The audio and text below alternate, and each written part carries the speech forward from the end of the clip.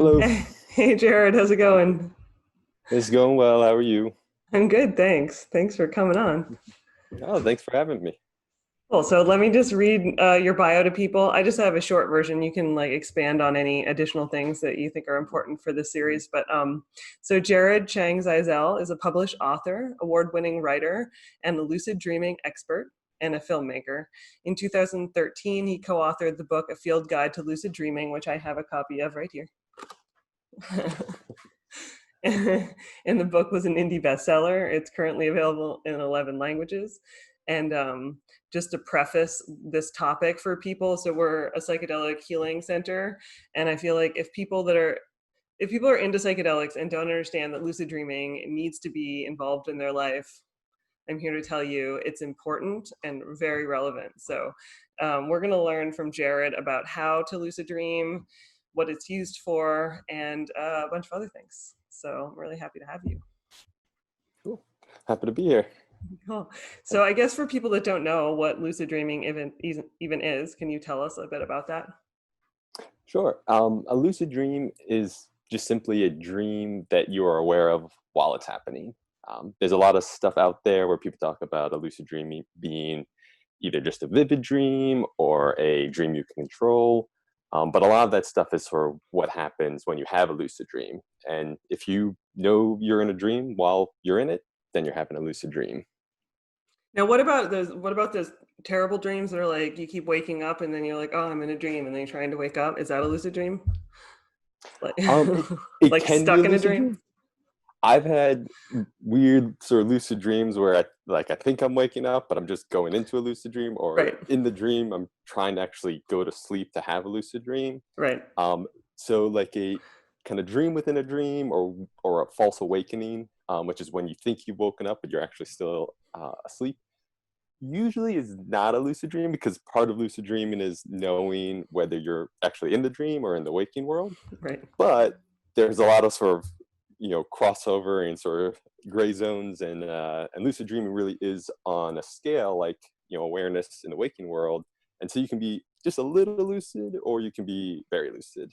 Okay, cool. Yeah, so that's like a little bit lucid, and then you go back into like, where am I? And then you're like, I'm Mhm. awake, I'm asleep, I'm in a dream. Yeah. Um, so there are practices that help you learn to lucid dream, and why would anyone want to is a question. And then maybe a bit of, I know that your book goes into like a little bit of the history of lucid dreaming, so maybe a little bit of that too. Sure. Um, so, like, why would you want to lucid dream in the first place? A lot of people get into it just for the sort of fantasy fulfillment that, when you're in the dream world, you can interact with it, you can create stuff, you can just do whatever you want. So that's usually like a lot of people's first introduction. That's how I first got into it. And then the sort of other common way or reason people get into it is usually because of nightmares, and they have a reoccurring nightmare or they're constantly plagued by nightmares. And lucid dreaming is a great way to sort of confront those nightmares. And a lot of times when you just confront the nightmare, it it disappears or dissipates. And sort of in addition to that, lucid dreaming is just a great way to get in touch with yourself, work on yourself. Can reduce anxiety and depression. I know there are some therapists now involving lucid dreaming practices into sort of PTSD therapy. Um, and really, I look at like the dream world and sort of lucid dreaming as sort of this context to simply explore ourselves. And we're so complicated as humans that to use the dream space as just another route of you know self understanding is a great way. Mm-hmm, mm-hmm, totally. And in terms of self-understanding, I guess, like partly I'm as a psychoanalyst, it's Mhm. interesting to me that I'm really interested in lucid dreaming. I've practiced it in the past. I've like have different things that work for me. So when you go into the like the techniques, it'll be interesting to see like which ones I'm using. and what other ones I could be using. But there's also this concept of like dreams are to bring up unconscious material. And if suddenly you're then in control of them, like, does that material not come up? Does it need to come up? Or can it still come up within a dream that you're aware of? Um, and maybe there's no answer to that, but I've wondered that for a very long time.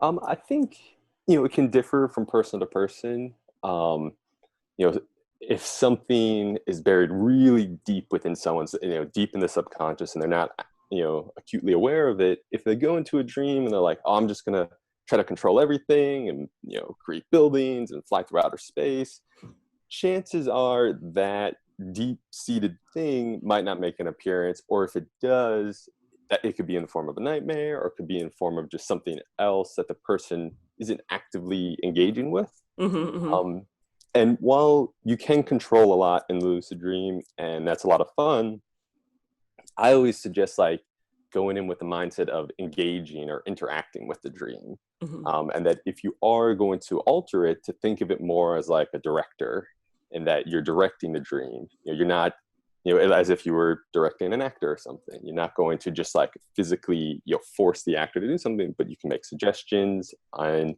I feel like that is a way where it allows sort of the stuff that the subconscious wants to get out to feel almost more free to, reveal itself. Cool. Yeah, totally. That's really interesting. Um, yeah, and I guess the spectrum of being lucid is really interesting to me too. Once I started learning about lucid dreaming as a technique in Tibetan Buddhism to sort of look into the nature of reality, um, I would realize like, I don't know, there was one point I was like flying in a dream, and then I was like, I'm gonna just like go right through the ceiling, and I like couldn't go through the ceiling because it's like somehow my mind still thought it was a ceiling. And it's like, how is it that I know I'm in a dream? I'm totally aware it's a dream. I'm like choosing to fly in this room, yet like I can't get through a ceiling that I know is in my own mind. And then I read somewhere that you can like actually turn around and like back up through it, because then your mind doesn't know like where the wall would have started, and it's like, how is it that we're that complicated, right? That we can know we're dreaming, but you're still believing it's real in a way that like you can't interact in a fully controlled manner. um yeah, I think it's just fascinating. I feel like it like tells us so many of the layers of the mind. Yeah. Yeah. And I think actually that's like a great example, because you're hyper aware of what you're doing and you're making active decisions, but still you can't get through. And I think it just goes to show how much of like the waking world and previous experiences really just imprint themselves onto us. I know a lot of people like, they'll do the techniques and they'll finally become lucid in a dream. And usually the first thing you want to do is like just go for a fly. And all of it, they're just like, all right, I'm going to fly. And they'll jump and then nothing will happen. And it's really because as humans, we don't fly. Like we haven't had that actual experience. So it requires like a little bit of either imagination. There's even the techniques in sort of taking off in a dream. If you can't, it's you can flap your wings like a bird.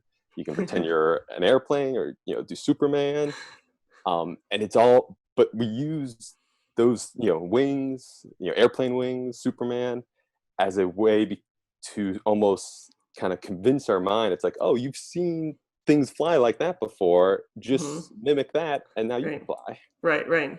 right, totally. Go for a fly. I like that. I've never heard that. Just gonna go for a Yeah. fly. Just I mean, fly around the block. yeah.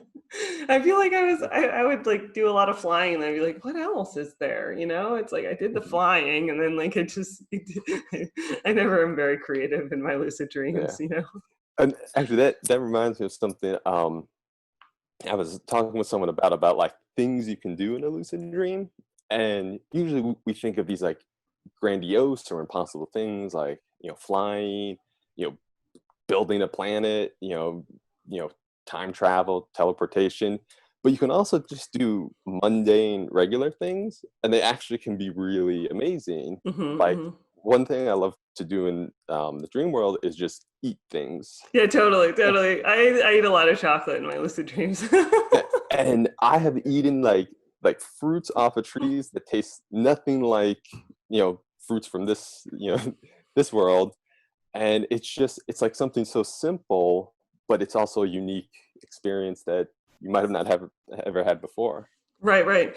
And do you think like the more you're able to be lucid and aware of the dream, does it taste less and less like a fruit? Because I feel like from what I understand about Tibetan practices, you're actually trying to go through lucid dreaming to understand the nature of reality. And then eventually like dreams don't even manifest anymore because they sort of like your unconscious clears, and then there's like no fun because it's just like white light or something. So if you like, there has to be this middle ground that you're like, I believe it enough that it tastes like a fruit, or it tastes like chocolate, or it feels like flying. But if you're too aware, do you still dream? Yeah. I'd say like Trying to think of the hard questions. yeah, I haven't run into the thing where like it starts to taste less. And, it definitely things evolve and change, and I'll visit dream characters, and then years later we'll see the same dream character, or it'll be some sort of projection of me, or whatever it might be.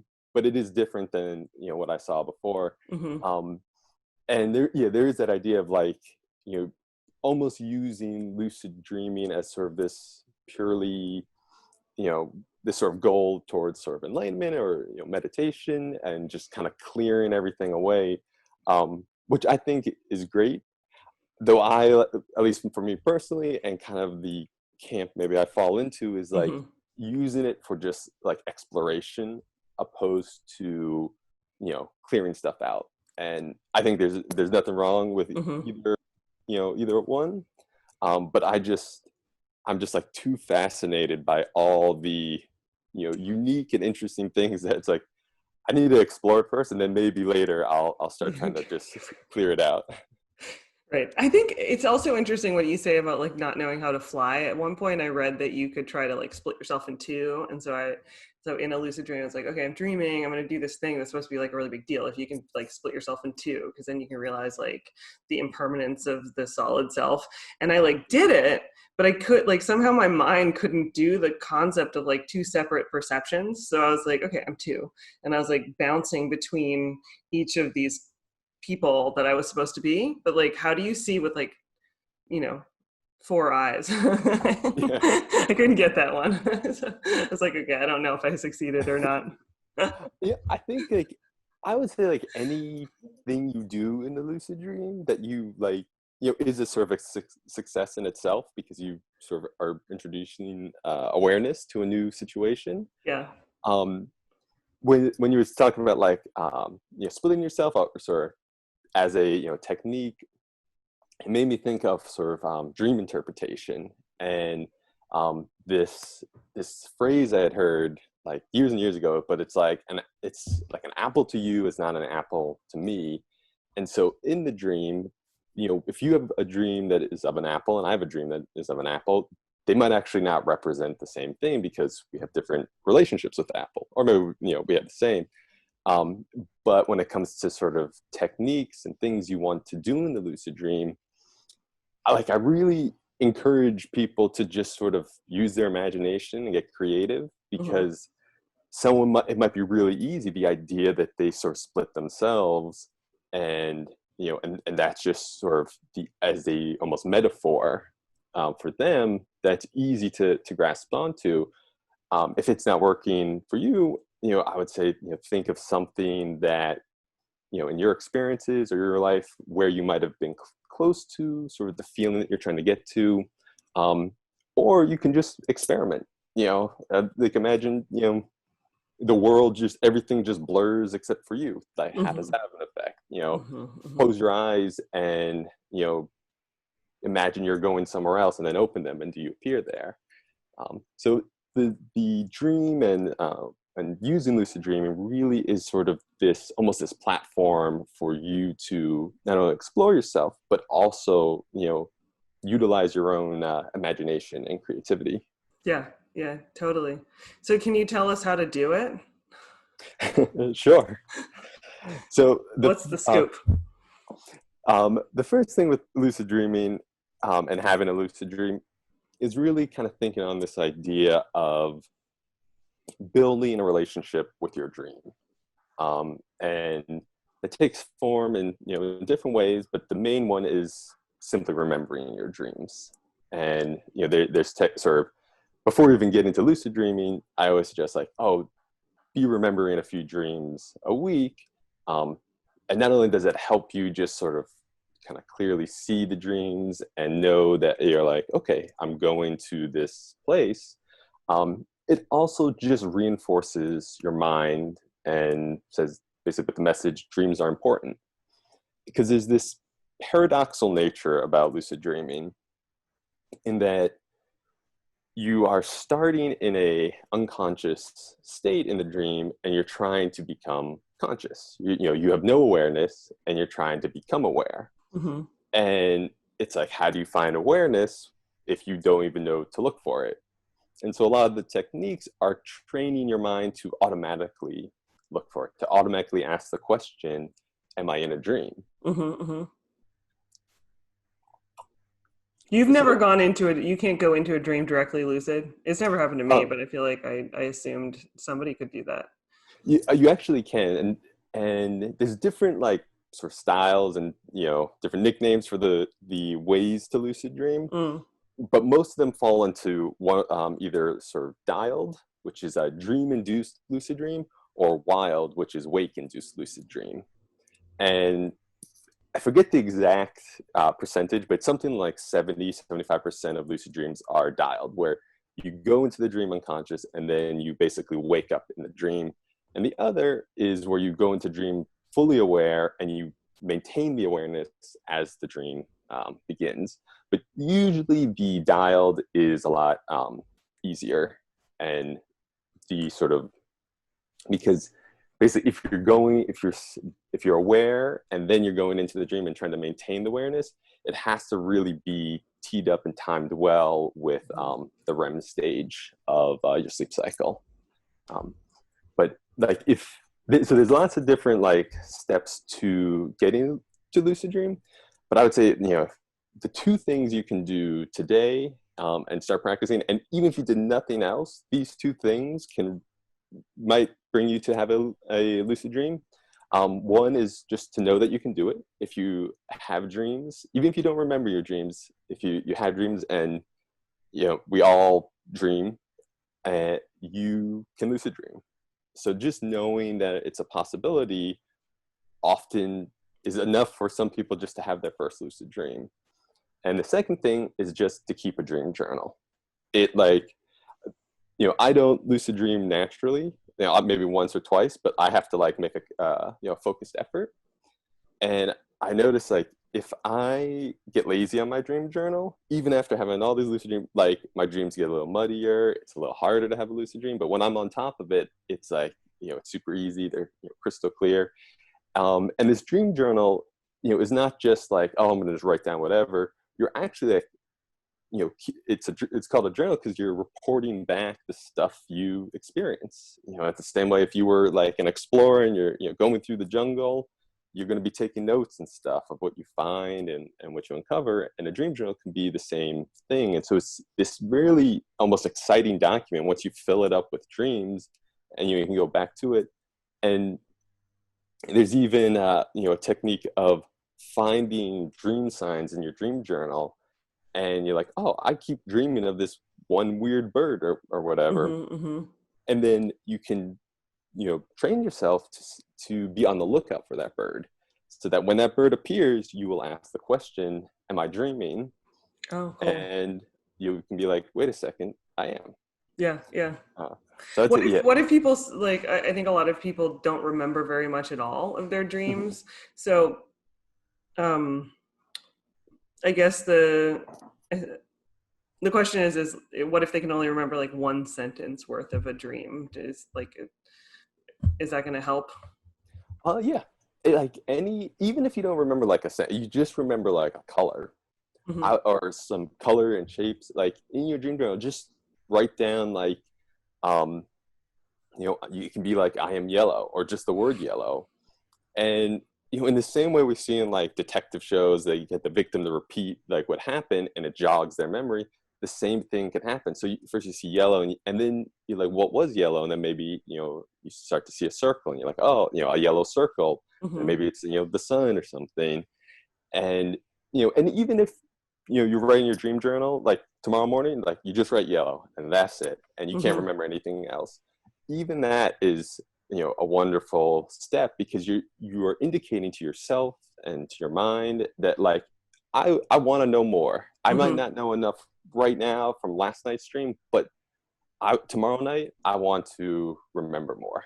Cool. And it really, it can be a little frustrating at times, especially if you're going from like not remembering anything. But I'd say, like, go in with this sort of enthusiasm to uncover this sort of hidden part of yourself. Hmm. Yeah, my personal experience, I actually did this for a few years, like in my 20s, and I started out with just a couple sentences, and then I was like, whoa, it started getting more detailed, and then I started getting a lot more colors, and then I'd have like 3 separate dreams in one night. It was insane. It would be like 3 pages. It was like, how is it possible that I used to think I didn't dream, But Yeah, but you forget it if your mind isn't thinking it's important. You wake up and the first thing you do is forget. yeah, and actually, it's they say about 50% of the dream is lost in the first 5 minutes, and then in the first 10 minutes, 90% of the dream is lost. So Hmm. even like when you wake up, like keep that dream journal right next to your bed and have it be like the very first thing you do, because you have a limited window before it kind of just dissipates from memory. And what about audio? Do you ever do like audio notes to, like, if you're really sleepy, just to be like, oh, I saw a bird and a tree? 100%, because like my hands are basically like I can't really move them right when I wake up. So like I've tried to like scribble like notes, and I'm like, oh, I got like a voice memo on my phone. And of course, listening back to it, I'm just basically mumbling, and it takes a minute to type it back out. But yeah, like anything to get the, the sort of the information that you went through, recorded is, and you can also, draw pictures. If you prefer to use images instead of words, that can work as well. Cool. Okay, so make an intention, keep a dream journal, and then what other techniques? So the other thing you can do is basically ask yourself many times a day, am I dreaming? And you can just do it on the hour, um, but usually it's helpful if you do it sort of attached to something. If you've been keeping a dream journal and you notice, your most of your dreams start like, and you're standing in front of your house, when you walk out of your house, look back at the house, and every time you either leave or enter, ask the question, am I dreaming? So that when you go through that experience in the dream, you'll remember, like, oh, I got to ask that question. You can also do it walking through, the door frames, or if if you have a dog, every time you say, call your dog a good boy, you can, ask the question, oh, am I dreaming? Is this my dream dog? Um, your, your friends won't think you're crazy. It's yeah, okay. yeah. And there are things, and speaking of people thinking you might be crazy, there are things you can do, because you run into also a unique problem asking the question, am I dreaming? Sometimes you might not actually be sure. Usually you'll side with, I'm not dreaming, but we know that when we're in the dream, we are unaware that it's a dream, and therefore we think that what we're experiencing is real, or Yeah, real to the waking world. right. I guess everything is real in itself. Hmm. Um, but so if you are asking this question, am I dreaming? Like, how do you know, am I in the dream world or the waking world? And there's these things called reality checks. And it's great to tie a reality check with the question, am I dreaming? And my favorite one, and it can be, you can do it like, and so your coworkers don't see, is you simply try to push your finger through the palm of your hand. Okay. And it would be really weird if my finger just went through right now. I was like, But whoa, it just did. Okay. Sorry. but Where are we no, dreaming? We're all dreaming. for whatever reason, that, like, whenever I'm in a dream, it like always, I'm waiting for the day where my mind's like doesn't allow me to push my finger, but it is a dream. But Yeah, yeah. so far so good. It kind of like, and it actually feels like I'm trying to like get through something. Um, Another thing you can do is, and this might be a little And it more, feels like, sorry, when you, in the dream, you can push your finger through your palm, but it feels like you're trying to go through something, or it doesn't. It's just like, yeah, there's a little resistance. It goes through, but it's almost as if my hand is sort of like a jelly of sorts, and like, or mm-hmm. mud, and I have to kind of give it a little push. And is that like something you figured out for yourself, Uh, or is it like a no, technique you learned from someone? that's a technique, and actually, I've seen it pop up a lot, so I don't know who was the first person to come up with it. Mm, But they deserve all the credit for it because it's so unique and it's yeah. great. Um, there's also thing you can kind of come up with your own things if you basically experiencing something in a dream you can't do in the waking world. That's a great reality check. Other things, a lot of people will mention looking at signs or clocks, and that actually usually works. That you Mm-hmm. look at a sign and then you look away and look back, there's a change, and it often Mm-hmm. does, or the Mm-hmm. time changes, or if it's a digital clock, sometimes you don't even see numbers. That said, kind of like how it's difficult to go through a wall, sometimes our mind will actually populate the clock or the sign and keep it there, Right. and it might not actually change. Mm-hmm. So, Mm-hmm. definitely try that. It's always unique to see sort of words change in front of your eyes, but it's often not the most reliable reality check. The one that works for me the most is jumping. Like if Mhm. you like set your watch to ping every hour, and then you, wherever you are, you stand up and you just jump. And if you do that enough during the day, at night, you might remember to do that, and Mhm. then you don't really land the same way. Like you kind of float. Yeah. Uh, that's just been like very helpful for me. But it's always interesting because you're like, I might be dreaming, I'm gonna jump, and then you're like, whoa, I'm not landing. you Yeah. know? So one of the very first lucid dreams I had, I first did the finger through the palm and it worked, but I was so like untrusting of it. I Yeah. then did the jumping thing as sort of a Oh, second reality check, and I sort of floated and then just sort of was like kind of sideways. I'm like, oh, okay, this really is a lucid dream now. wait, you didn't trust that your finger going through your palm was Yeah. a dream. I You're was like, like, this could be real life. yeah. Nice. Cool. And then how about, so nightmares? I guess the other is, I think that the fact that we're opening a psychedelic clinic for PTSD, the concept of nightmares is really important. And I do know that there's been research with vets and dealing with nightmares through the lucid dreaming, and there's like various tools that people are inventing. Like, I don't know, these have existed for like decades. That there's like Oh, glasses you can wear to yeah. sleep, and then lights come on when you're at the right Mhm. stage, or you can like wake yourself up at a certain time in the Mhm. early morning, and then try to go back to sleep, and then you're at a lighter sleep, and all these devices. But I think, to me, it feels like really promising if you can get people to lucid dream. It's like not that reliable of a skill that you can like um really teach. I think some people have more of an ability than others. Although if someone has a recurring dream and it's the same nightmare every night, even just being lucid once could be very helpful. Mhm. So I guess in a lot of ways, the question is, what do you do with that? Do you make it dissipate? Do you like face your fears? Do you run away? Do you like? Yeah. I think well, when it comes to nightmares, even ones that might not be associated with PTSD or trauma, um, there is a huge benefit to confronting the nightmare opposed to just like banishing it or making it disappear. When I was younger and I'd have a nightmare, I would like throw sort of energy balls or fireballs at it, or like just sort of launch, if it was a monster, just like kind of toss it into the atmosphere.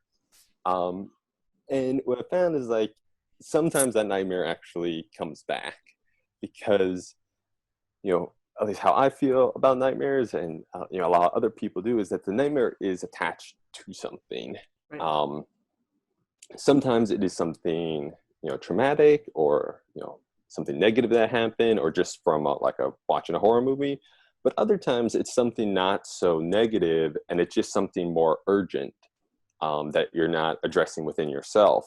And Mm-hmm. the nightmare itself is like, I need to it's trying to get your attention. It's like, I need to tell you something. Mm-hmm. You're not listening to me, so let me just scare you or do something really almost severe or Mm-hmm. intense to get Mm-hmm. your attention. And so a lot of times when you are faced with a nightmare, if it is sort of the classic, some sort of monster chasing you, to turn around and like look at the monster and say like, what are you trying to tell me? Or approach the nightmare with some kindness and empathy, because at the end of the day, you are actually talking to yourself. Mm-hmm. And so if you hurt the nightmare, or you do something aggressive or violent towards it, it is technically an act of aggression towards yourself. And You're such an analyst. I have two parents who are therapists, so Okay. it might stem from that. Makes sense, your career choice of being a lucid dream expert. Okay. uh, yeah, and the one, like, this is sort of a weird thing to say, but I love nightmares because I find them actually the easiest way to have a lucid dream. If it's like a new nightmare and it wakes me up, I will know that when I go back into the dream, when I fall back to sleep, the nightmare is going to be waiting for me. But I'll set the intention to be like, all right, as soon as I see that nightmare, I'm going to ask the question. Mm-hmm, And mm-hmm. it's almost like taking the idea of reality checks and asking the question and really just condensing it down to that moment. Like, oh, I just woke up. My heart's racing. I'm scared. But if you sort of find a little bravery, and you sort of jump back in, you can actually become lucid. And a lot of people actually will have their first lucid dream that way. Mm. And if it's a reoccurring nightmare that you have over and over and over again, during the waking day, you can begin the process of saying like, oh, every time I see this alligator monster or whatever, Mm-hmm, mm-hmm. I will ask that question. Yeah, yeah, totally. Yeah, I think it's interesting because in my training to be a psychoanalyst, you have to get psychoanalyzed yourself too. And I kept having like, I feel like nightmares are often just like recurring, but like not terrible, but just like something that might be uncomfortable. And I kept like dreaming of like packing everything like very urgently and like packing my bags. And I was just like, why does this keep happening? I don't understand it. I'm bringing it into therapy. Like I'm not getting the answer. And my analyst was like, probably when you actually listen to it, it will go away, And I was like, oh, okay. Yeah, just on the notion of psychoanalyzing oneself or someone else. Yeah. There's this thing I sometimes do that I feel like is like a this metaphor for psychoanalyzing, but basically I'll ask for dark Jared to appear. And it's like, so it's almost like cliched, like a version of me will Yeah. appear and it'll Yeah. be like in the shadows and stuff and more gaunt but it's sort of this manifestation of like either negative emotions or things I'm dealing with. It is It's like the projected negatives, like it's your negative projected self. exactly. Yeah. and, Interesting. and it's almost like when you were saying about splitting yourself into two, it reminded me of that, because it's not like a direct split. It's like taking part of me and putting it out there. But then it's fascinating to then just have a conversation. Yeah. And Yeah. usually the conversation is almost, was it telepathy? We're not actually talking, Yeah. but yeah, I feel like I've learned a lot through Dark Jared. Yeah. What about like Enlightened Jared? Do you ever get that one? Yeah, maybe this is just like me being like Being humble, like, or like I'm not there yet. I've never asked for Enlightened Jared, but huh. I think I'll try. Yeah. It's like the perfect version of me. And you can be like, how Yeah, do I become like you? yeah, guide me. Guide me. Yeah. I love it. So I wanted to also just mention again your book. I really love this book, and I feel like especially the illustrations are amazing, and just the layout is so beautiful. And I feel like what's really cool about it is, like, from my experience, the lucid dreaming like techniques that I've learned have been through Tibetan Buddhism, and there's a lot of this feeling of like it's like secret knowledge and esoteric, and like, yes, sometimes it is, but also it's a like common human experience to have a lucid dream, and like, what do we do about it? So I feel like your book is extremely accessible, and like gives the context about why do we care, and also it's just like beautifully laid out. So I highly recommend it to people Oh, if thank anyone's you so wondering. much. Yeah, and actually, that's really great to hear because we had the very specific intention of, you know, going in when we were going in to write the book. It's like we don't want to be too esoteric. We don't want to be too academic. We want Yeah. something that, no matter your, you know, your background, your experiences, your beliefs, you know, you can pick this up and not feel like you are somehow excluded from the practice of lucid dreaming. Right. Like, and if you're using it for something that's like, some like weird tantric practice that's like, that is supposed to be only for a few people, then like, yeah, you can do that. But there's also Yeah. just the regular experience of like, who am I? And like, who is Dark Yeah. Jared? Yeah, yeah. It's like it's really this sort of thing that, you know, allows you to utilize in so many different ways, and you know, probably infinite ways, because it's almost in a way like pure imagination, pure consciousness, and it's kind of up to the dreamer of how they want to interact with that. Cool. Yeah. Is there anything else? I wrote a list of questions. Let me make sure if there's anything that I Mhm. forgot to ask you. Let me see. So we went over reality checks, dream journaling.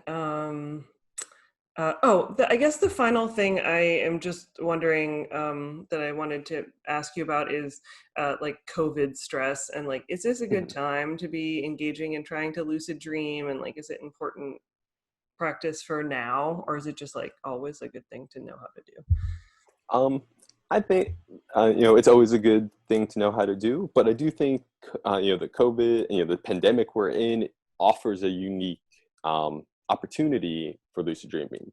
The first thing is like, you know, if you're at home and you're not going into work, or you know, you have almost this chance to form a routine or just be practicing. You know, you can take more time to do reality checks, or, you know, work on your dream journal, or, you know, sit and set an intention, just because we're not quite as busy as we are. So Like there's just we almost, can spend like all day going like "Meh," and like yeah. trying to like jump in the If like you've just like never, put your video off in your Zoom meeting with your boss and just jump up and down a yeah, couple times and see if you can put your finger through your palm like that. yeah.